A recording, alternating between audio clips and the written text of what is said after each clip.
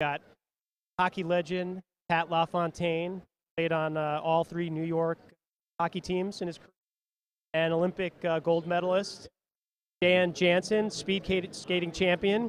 Both of these gentlemen will be running the ING New York City Marathon on Sunday, and we've got them here for a few minutes with us to talk about why they're running, what they're up to, some training tips, and just hear about what their thoughts are for Sunday's race.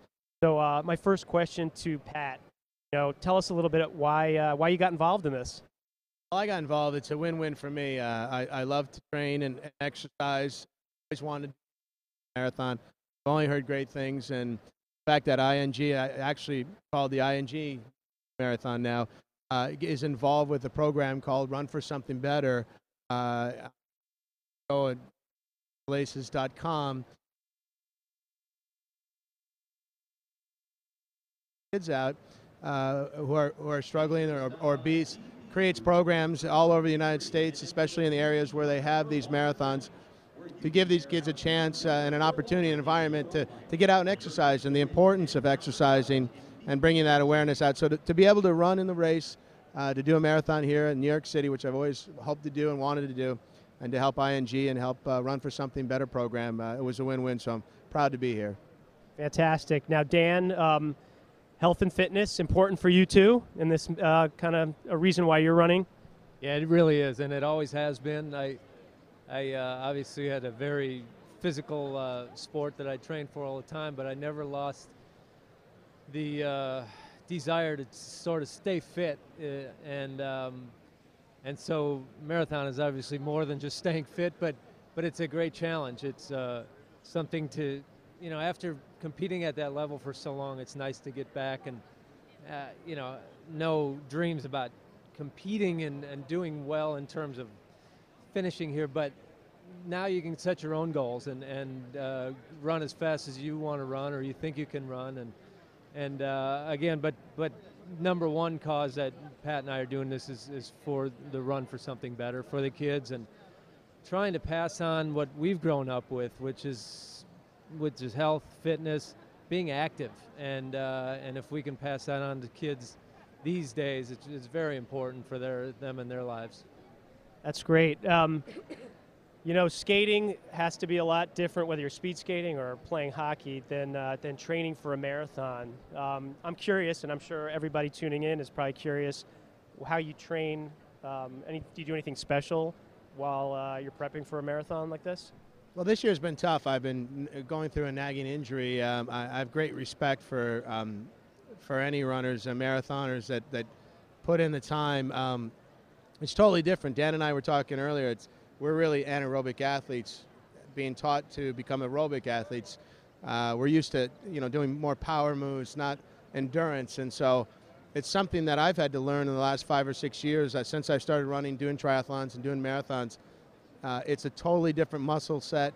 It's a totally different mindset, and it's something that takes a lot of patience and work. So I've learned to kind of develop that patience where, in a sport like hockey, you're getting in a puck, you get it out of the corner, you make a pass, you shoot, you score, and your shifts are a minute long, as to a marathon, which can be 4 hours or more, in some cases 3 hours and 20 minutes, like this guy next to me. But it's really about the endurance and then the mindset, really, to really get yourself in a condition where you can go for those long distances and develop that mindset and the muscle set and the muscle memory. So I have so much respect. I look upon it as a privilege to be able to kind of get into that runner's world, but more importantly, to do it with Dan, to know it's going to help kids out and bring awareness. I think, to me, that's the biggest reason for training and for getting involved, is that that there are a number of kids. There's already 50,000 kids that have benefited through ING Run for Something Better. So hoping to help impact more and more kids and continue to grow this program. Dan, back to the training and trying to figure out what makes something work like this for you guys. Any special things you eat, or hydration or nutrition while you're either preparing or while you're going to run on Sunday? Yeah, it's maybe even more so than anything else. I think nutrition is so important for this, because it's you know, you need to fuel your body in the right way in order to get through this, because I've hit the wall before, and you usually hit it at about 20 miles or so when your body really stops. It runs out of fat to burn, and it tries to burn what's left, which is muscle. And so you have to learn a lot about nutrition. And yeah, it's a lot about carb loading, but hydration is unbelievably big, and trying to keep your muscles from cramping up. So I've been doing the right things the last month or so, really watching the things I'm eating, and now it's last couple days leading up. You know, you're pretty much home free now, but it's very much hydration's a big part of it right now. You know, you mentioned about running in the past, triathlons and your marathons. When did you guys start running after you stopped your career in your sport? For me, it was about 5 years ago. I had made a promise. I watched a nun and a 73-year-old man finish an Ironman in the dark, and I said, before I'm 40, I promised myself I would do one. And so, at my 39th birthday, which was 5 years ago, I signed on, started running, started biking. I always biked. That's something that kind of went really well with my sport at hockey. It was biking. It was great for the legs. You can do sprints. You can climb hills. But running and swimming long distances was something I kind of taught myself and worked at finding that right gait, right positioning, and continue learning.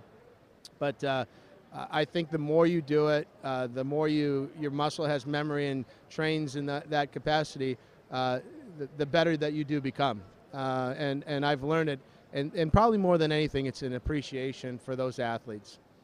Triathlon, you know, the triathletes, any marathoners that do this at a high level, I'm really just in awe and amazed at their ability to do it at that level.